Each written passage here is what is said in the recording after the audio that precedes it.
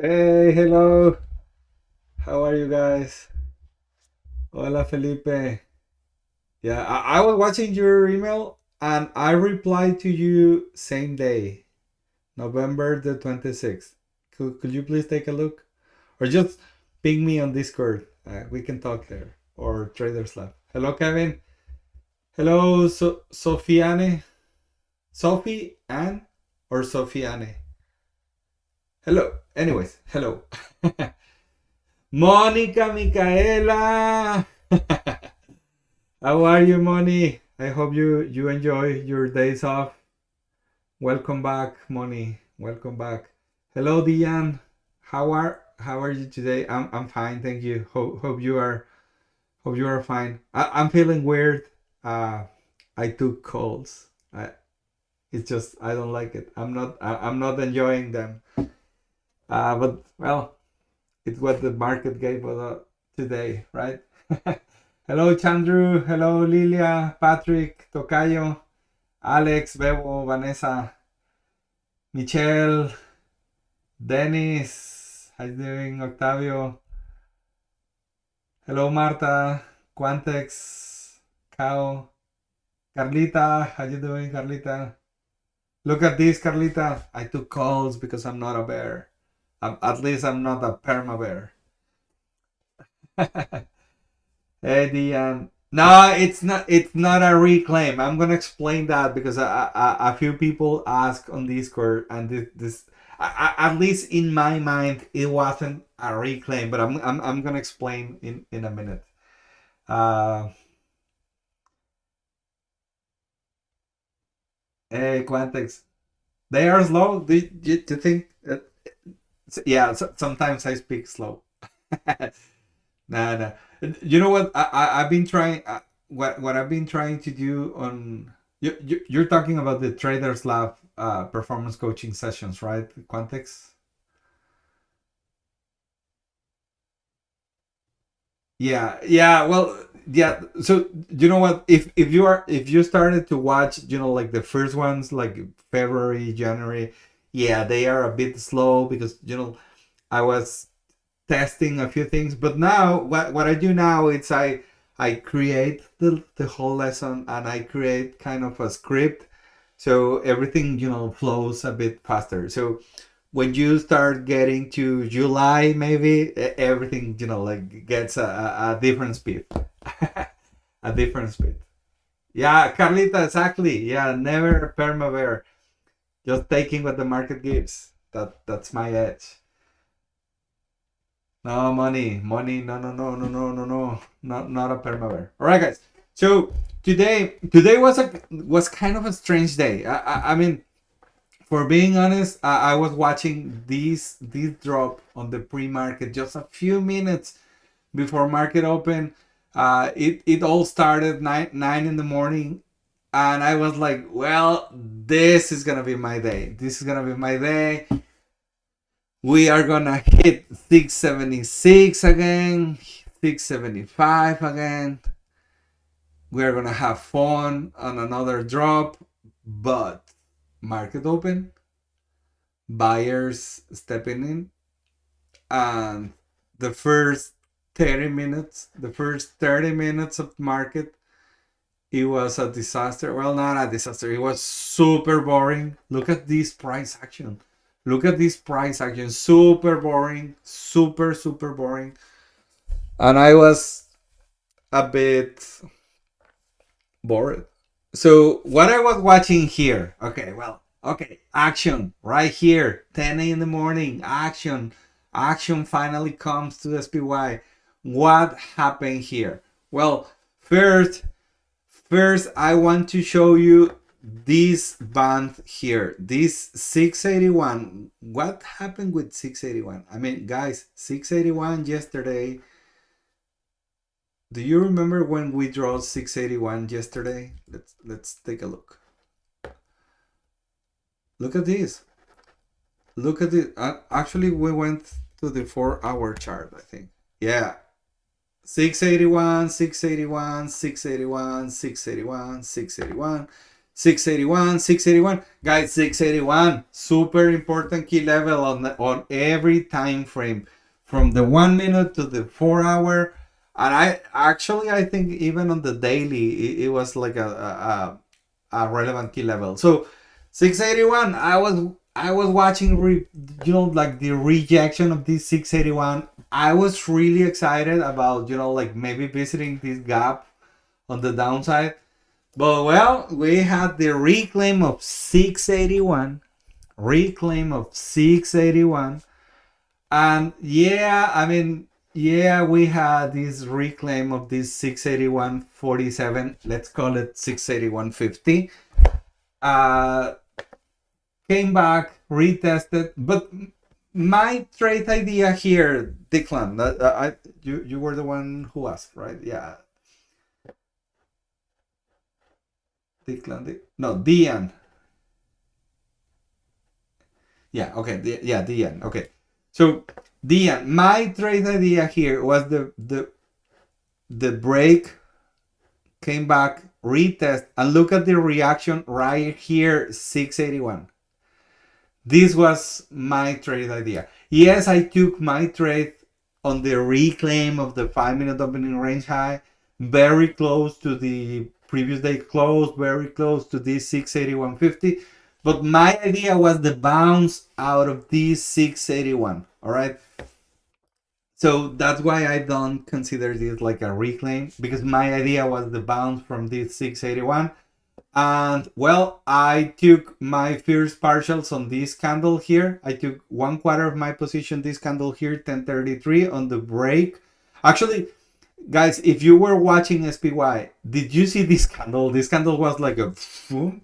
It was like a rocket to the moon. Yeah, this candle right here, this candle here.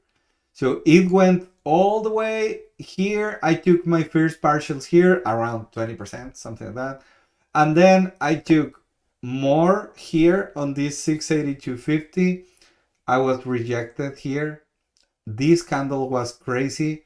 I took more on this, on the another retest here, and I closed my trade, I don't know, like somewhere around here. But the most that I got from this trade was 25%. It was super boring because that's how calls work.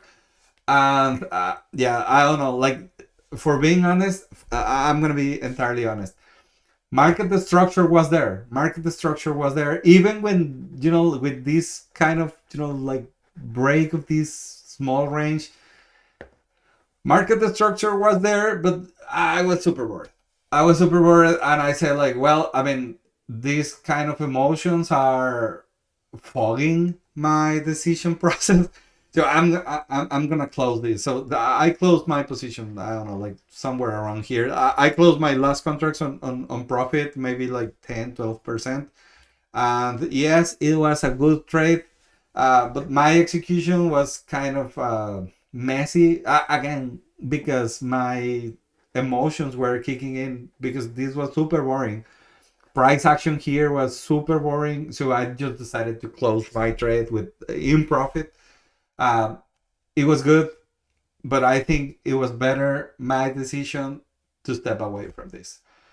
Um, Hello, Francine. Yeah, it sucked. Price action was just super boring here, then super boring here, then super boring here. Yeah, the price action has been crazy. Hello, Eileen.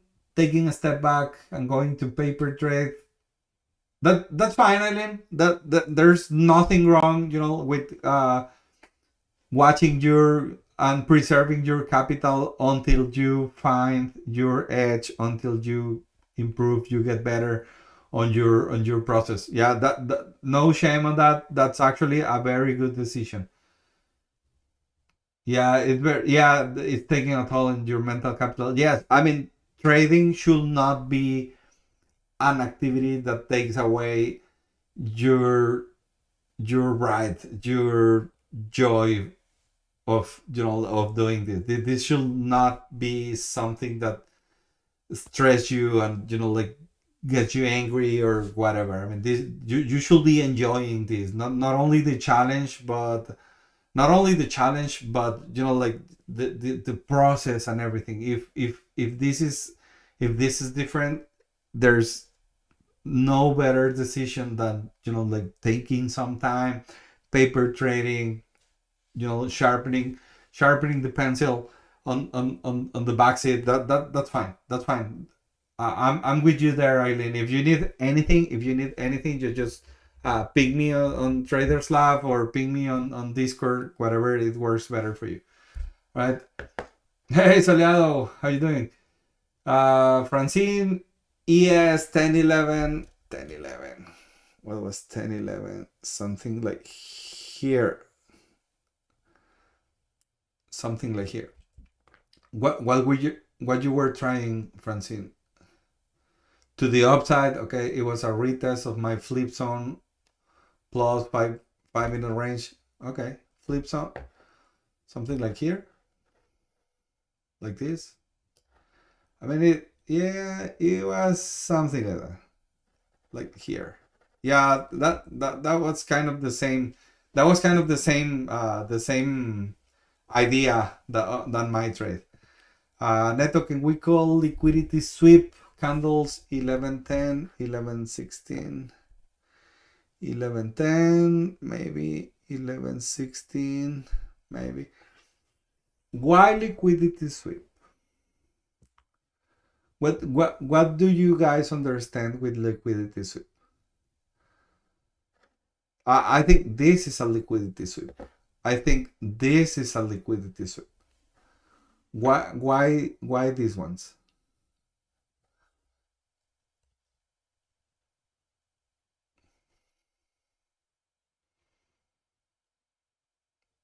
Um, to Eileen, this should be a lead. Yeah, it should be a leads one. You're very welcome, Eileen. Felipe, 2 entries, 2 stop loss. Fears got out because fear looking PNL calls 1020, 1023. Calls 1023. That was a good entry, brother. That was a good entry.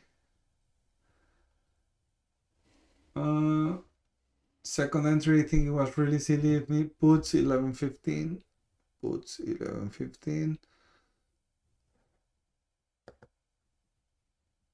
You know what? I mean that's not a bad entry. I mean I understand what you tried here, right? Like this was resistance, support, break, resistance again. Yeah, just I don't know. I mean that was fine. It's just like these candles here are not rejecting strong enough. But I understand what you tried here. I understand what you tried here. Lilia, I took puts 1115 right here. Same thing, Lilia. I mean, I understand what you were trying here. Just these two candles, I mean, they were not like rejecting hard. That's fine. I mean, if just in case, if you took something like here, like let's say you took something like this, you had your stop should be at the top of this candle, right? At the top of this candle. So you were stopped like 2 candles later or 1 candle later, right? Lilia, Felipe, you were stopped like 1 candle later, or you waited all the way to here? What did you do, guys? Uh, Obviously didn't work. Anything I missed during entry, or that was just today weird PA? Yeah, it was just weird price action. But listen, Lilia, the most valuable here is if you took this trade here and you had your stop loss or invalidation level right here and you were stopped on the next candle. Yeah, okay. That's good. All right. Felipe, Lilia, congratulations. That's good discipline, guys. That's good discipline. All right. Aniket, no trade for me today. Like calls 1042. Like calls 1042.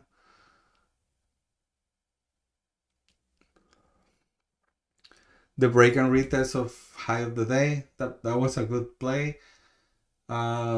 not had conviction with price action lately. Yeah, I mean, again, it was a super boring day. Super boring day. Uh, Jay. Yeah, guys. I mean, take advantage of December for self-reflection. Take a look to your trades. Take a look to your data. What your data is saying. Are you taking good entries? Do you already have a playbook? I was talking to actually today. I was talking to one of you guys, one of the community, Alex, and Alex. We were discussing about the playbooks. All right, we were discussing about the playbooks, and it happened the same thing than usual. When I asked you, hey, do you have your playbook? Everybody's gonna say, oh yeah, Neto, I have my playbook. I played the break and retest. And guys, that's just the strategy, right? That's not even a playbook, right? That's just a strategy. So when I'm asking about if you have a playbook, guys, watch the previous watch. I think we have been talking about this the past days, but when I'm talking about a playbook, it's a for example, I have a different playbook for taking puts than for taking calls. That's just one of my biggest differences, right? I explained, I think yesterday and a few days ago, like for example, when I'm taking calls, the least that I need to have from my entry point to high of the day is 1 to 1.5 risk reward. But when I'm taking puts, I don't care if I'm buying very close to low of the day. I'm not buying at low of the day, but I don't care if I'm super close to buy at low of the day. So those are huge differences. Again, is it the same buying calls on the break and retest of the previous day high than the pre-market low, or the previous day low, or the pre-market high, or the 5-minute opening range high, or the 5-minute opening range low? Is it the same thing? It's not, right? So okay, so your playbook should be, listen, your playbook should be something like actually we discussed this yesterday, right, Carla? uh your playbook should say something like, okay, this is my playbook for taking puts on the 1-minute chart, on the break and retest of resistance turn, no, I'm sorry, of support turn into resistance areas on the 1 minute, taking puts, and I don't know, like taking puts. And then my entry criteria should be, I don't know, like having a risk reward for my entry to low of the day or to my next key level, and also how I'm gonna set my stop loss, what is gonna be my max day, my max loss for this, how I'm gonna define my invalidation level, what is gonna be my first stream, how I'm gonna manage my trade. So you need to have this level of detail for your playbook. And it's not right saying like, okay, I'm taking for example, right here, this is what I take on SPY, on same day expiration, on taking the next strike to my entry. So for example here, right, look for example here, right here, I was taking right here, I took this 681.40. Look at this, my entry was here, 681.40. So I'm taking the next strike, 682 calls. If I was taking puts right here, I will be taking 680 puts. So but that's not depending on my mood, that's not depending on my energy, that's not depending on like on how, if the day is rainy or sunny. It's my system, right? So the more detailed, the more defined your system is in in your playbook the easiest to just execute your system, because your job here, guys, is not to be guessing, is not to be discretional on the chart, on the market. It's just to execute your system. But your system needs to be your system needs to be that clear that you don't even need to take decisions, right? You are just executing whatever your system is saying. All right. um okay. Dion, you enter calls 10:32. 32 and close 10:36. That was a good one. From one key level to the other. That was a good one. Very good. Sandcastle Designs. Renee, I'm considering taking December off. I trade SPY or SPX, and this month seems really tough. It has its thing. I mean, there's a lot of people that you know, like the Santa rally or whatever. Last year I made a lot of money, taking puts. Yeah, but Renee, if you are considering taking the month off, I mean, if I mean just like, make the decision. If you are taking the month off from charts and everything, that's fine, right? I mean, everyone needs some time to rest, to reset, and everything. If you are just like taking a break from trading, you should be taking advantage of all of this time to take a look to your data, to take a look to your journal, to take a look to your entries, to start refining your system. All right. So if you are taking a break just from taking the trades, make it with the intention. I mean, it's boring just watching charts and candles like going up and down. Do it with intention, right? JJ, seriously, thank you for always being available here. You're very welcome. You're very welcome. Kumar, did you already talk about the 11:15 entry for puts? 11. Yeah, I mean, it was a good entry, just didn't work. JJ, break of this area here of the high of the day, a few touches here, touches here, touches here. So break of this support turn into resistance area. This was a good entry, just didn't work. Just didn't work.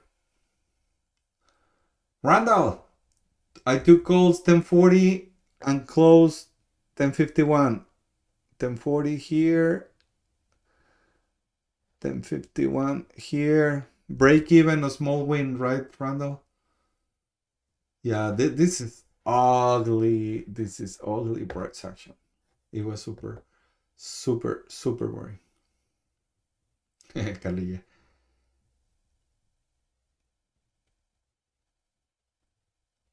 Okay, not the best day for me. Some trades I got weak out, and some just didn't work or didn't move enough to make any impact. Yeah.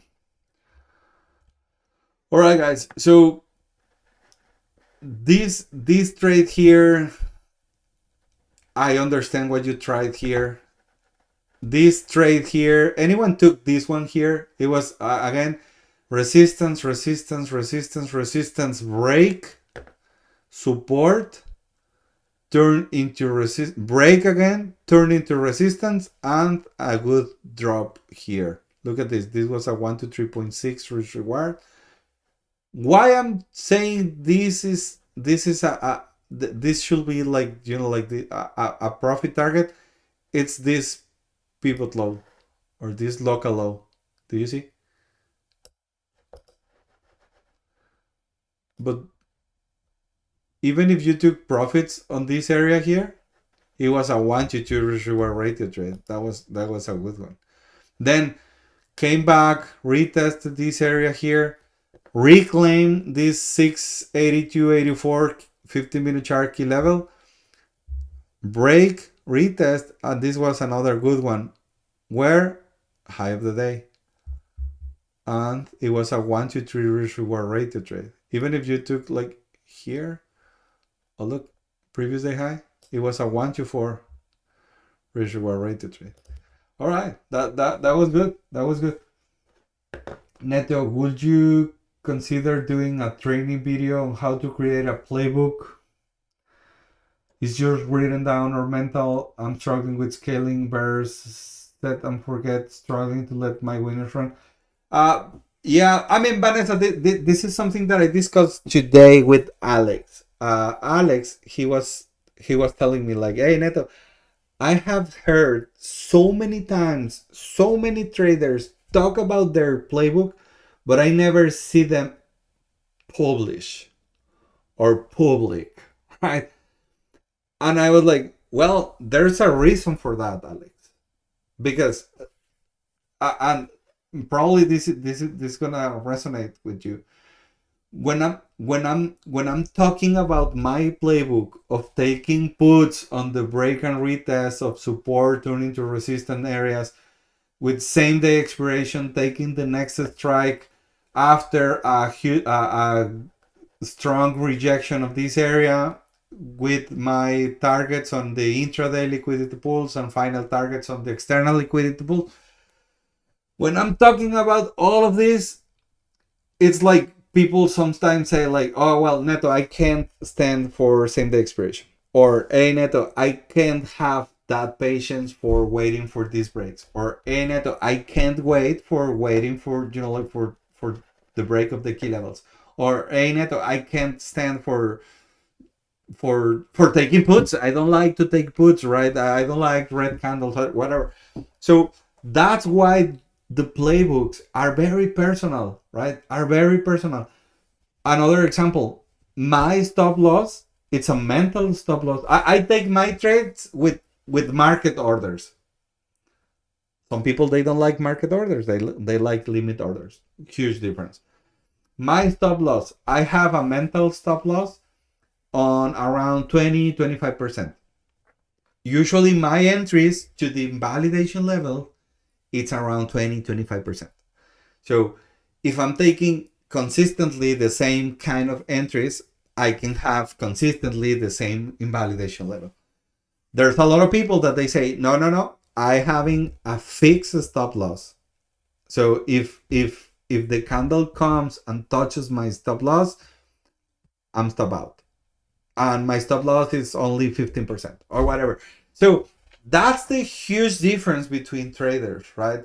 Because I can be trading with $7,000 trade, $10,000 trade, $20,000 trade, or $500 trade, right? And it's going to be different, right? The risk that everyone is going to take. And for example, maybe this $7,000 trade is just 10% of my total account. But another one, it's taking a $500 trade with 50% of his account, right? So the risk he's willing to take, he's willing to accept, is different than mine. So that's why you don't see too many playbooks published, guys, because it's a very personal thing. And even if I share my playbook to you, you're gonna watch it and say like, oh, okay, well, I mean, Neto is taking too much of a risk that I can accept, or Neto is being too conservative on his entries. I like to wait for the next candle to confirm the move. There's people that takes the retest, right? So this is why the playbook is so different for everyone. This is why the playbook is so personal, and not personal as a private, right? It's personal as it fits my personality. And this is something that I tell you every single day. You should find a strategy that fits your personality, and not trying to fit your personality into someone else's strategy. Why? Because then your rules, you are gonna feel them like a fence. You are gonna feel them like a prison. You are gonna feel them like they are limiting you. And your rules should be to take care of you. They should be a safety net for you, something that gives you freedom, right? Not that, like keeps you in the dark, not something that keeps you afraid of taking trades, not something that, that is pushing you to failure, right? So I'm sorry, guys, if I'm taking too much time about this, but specifically this week, I've been receiving a lot of questions about the playbooks, and this is why I'm consistently telling you and asking you, define your rules, define the names that you want to trade, define your trading time, define what are you comparing with, right? Are you comparing your ticker with SPY or QQQ or any other ticker? Or you are not comparing anything, right? Because that's also a thing. There's people that, they are just trading price action, intraday price action, and they don't even see the indices. They are not watching the pre-market. They are not watching the higher time frame. They are only watching the intraday price action, and that's what they trade. So again, it's different for everyone. It's different for everyone. Maybe there's people that they were not watching this 681 area. Why? Because they don't watch the higher time frame. And that's completely valid. In my playbook, I take a look to the higher time frame on the daily and then on the 15-minute chart. So that's why I take these kind of levels in consideration. But if you don't want to do that because you found your edge without looking at this, well, I mean, do you see why it's different between one trader and the other? Guys, you know Jack and Tony. I think most of the people here, it's on their communities or they know them. They do trade very similar, but have you ever listened to how they manage their positions? Tony usually takes like 50 or even 80% at high of the day. They only take calls, right? Like 95% of the time, they only take calls. And for example, Tony, he takes 60, 70, 80% of his position at high of the day. So he can manage to hold on the withdraws, I'm sorry, on the pullbacks or whatever, because he's holding runners at that time, right? But for example, Jack, he's only taking like 1/4 of his position and not the half of the day. He likes the break of half of the day. So they are playing very similar, but they are super different. So when people try to copy the coaches, their coaches, it's like, well, should I be following Tony? Should I be following Jack? Should I be following how he trims or should I be following the other one?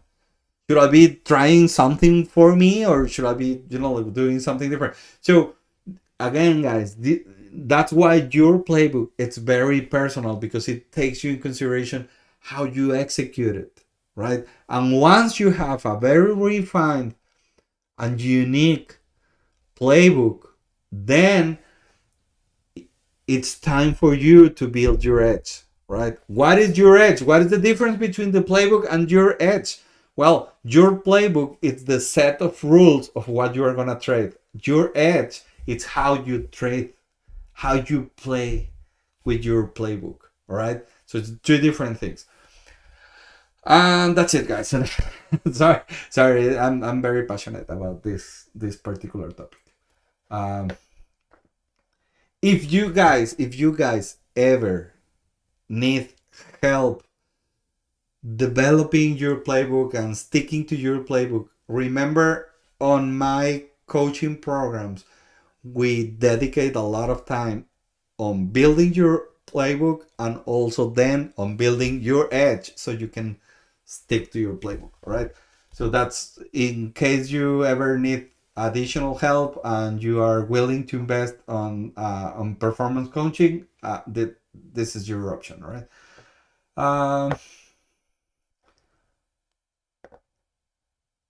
Okay.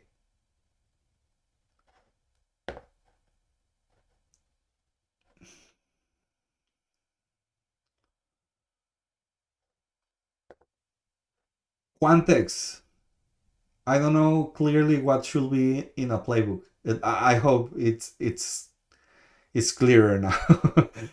um, I think your video the day before Thanksgiving was the most important for me. The loss of consistent trading. I wrote it down and will be reading it every day. Thank you for that. You're very welcome.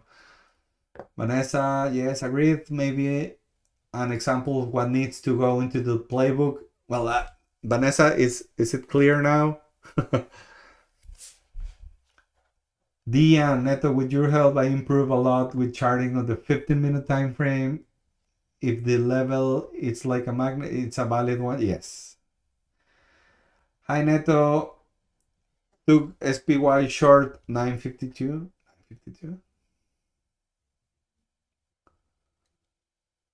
The rejection of 681.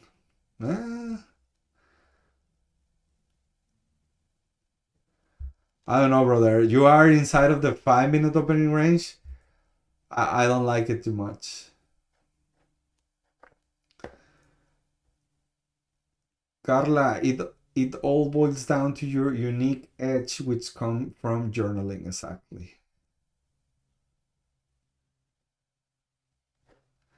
Declan, Neto, can you talk a little about the concept of a trade having enough room to your target? Uh, what do you mean, Declan? I think I don't get the whole idea.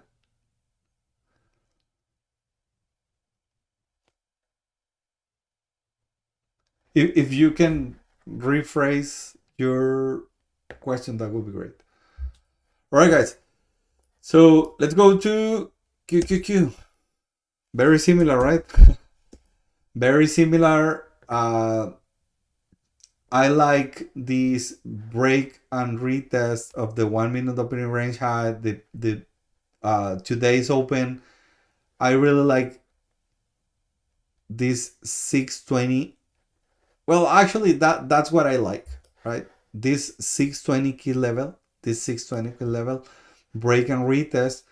I will be aiming. Well, look at this. For example, from here to high of the day, it was a 1 to 2.7 risk reward rate to trade. To previous day close, it was a 1 to 3.7 risk reward rate to trade. As you can see here, these candles are going down, but they are not closing below our invalidation level. That will be right here. Okay, so I really like this. Then I really like this break and retest of this 621 key level. It's 620. I mean, it's 621.06, right? But let's call it 621. 621. 15-minute chart key level, round number, strike number. So we had this break and retest. Let's say you enter on the second candle. That's how I do it, right? I don't like just the retest. I like a confirmation candle that it's moving on my way, right? So I will take this trade right here on the reclaim of high of the day, and I will be looking for at least, well, that's me, right? I like to look for at least 1 to 2.5. If you were looking here to high of the day, it was exactly what I told you, 1 to 1.5. Do you see here, guys? I mean, it's not just like trying to sell you a concept, right? It's actually, even when I don't take these trades, I don't even draw them if they don't if they don't like comply with everything in my entry criteria. So for example, here my calls will be 1 to 1.5 to high of the day at least. Look at this, 1.5. What I will be looking at, well, I will be looking the 1 to 2.5, right? But I mean, at least that if it goes to high of the day and it starts struggling here, you can trim something here so you can manage, to hold on these pullbacks. This trade actually failed, but this is like the 84% rule, right? This is like the 84% rule. It's a nice reclaim, retest of the same key level on the 15-minute chart. Market structure was also on our side.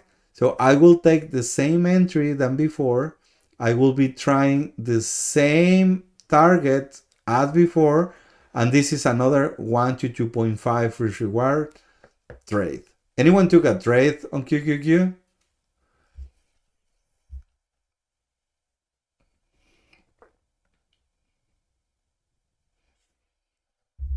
No one here? All right. This is a very good question, Declan. Like, how do you know where to place your final target, or if a trade has enough room for good risk reward? Well, that's a very good question. For example, here, this trade, I choose for when taking calls. I choose at least 1 to 1.5 risk reward for my first scale, right? Or to high of the day. So I understand that if we hit or we tag high of the day, we have a reaction, right? But if we break with momentum, if we have a strong break, well, I understand that it's going higher, all right. And for example, I usually take 1/4 my position on high of the day. So here, right here, I will be taking 1/4 of my position. Then I usually take half my position when it's 1 to 2.5 risk reward. Just like, well, this is 1 to 3.7, but at least I'm taking 1 to 2.5 risk reward. All right. And my last quarter of my position, it's the one that I let it run everything that they can, right? So how do I trail my runners? Well, I just keep looking for market structure, and I sell a portion of my remaining position on every push. Like every time we break the high of the day, for example, here, I will be selling more, and I don't close my position until there's a clear shift on market structure. All right. And for example, in my playbook, that's just how I play it. It doesn't need to be your rule. It's just how I play it. Once I hit 25% profit on my contracts, I move my stop loss to break even on my contracts, not on the underlying, but on the contracts. All right. All right. So, guys, do you have any other questions? I think we talk a lot about playbooks. We talk about your edge. We talk about how to, like to aim for your trade management, for your taking profit levels, how to set the stop loss. I think we talk a lot about important things. I don't want to go to the other charts because the tech names they were actually didn't have like relevant thing. If you guys took a trade on a specific name that you want me to take a look, um, Vanessa, just clarify where during the scale you moved to break even. You said yes. For example, on my SPY trade, like here, once I hit 25%, once I hit 25%, I move my stop loss to break even. So, for example, this candle didn't hit my stop loss, but I think this was the candle that stopped me, because I mean, even when it was higher than my entry point, with the Greeks, it's the time decay and everything. So I think this was the candle that took me out. But I was just holding like 20%. So once I hit 25% on my contracts, I move my stop loss to break even. Why? That's me, guys. I mean, that's me. If you don't like it, find out the best way to manage your risk on your trades. That's just one way to do it. That's the way I like it. That's the way it works for me. And it works for me because if it if the trade is still valid, I can re-enter, right? Because I never take a trade with 100% of my account. Uh, uh, I always take a trade with a similar size, or I try to be very consistent with my size on dollar amount. So if I'm stop out right here and the trade is still valid, I will try to take, I don't know, like if I were stop out with 5, 10 contracts, I will try to re-enter somewhere like here with the same contracts, right? Not with the initial size, but with the contracts that I was stopped. So again, that's how it works for me. That's how I do it. It doesn't mean that it's gonna work for everyone. Uh, but I mean that's just my way to tell you, find what works for you. Find what works with your mindset. Find what works with your risk tolerance. Find what works with your mentality and your skills and everything, right? And okay, guys, so I think it was all for today. Um, I think today was very interesting. If you like it, please like the video, subscribe to the channel, leave, guys. If you can, not on the chat, not on the chat, but if you can leave me a comment on the video, that would be great. Just wait a few minutes for ending the broadcast. It will be great if you can leave a comment on the video. If you have any question about your playbook, if I can help you, like with something not so specific, but you have questions about what it should have, or how to define something specific, just let me know. And well, I think that's all, and I will see you tomorrow. Thank you, guys. Bye.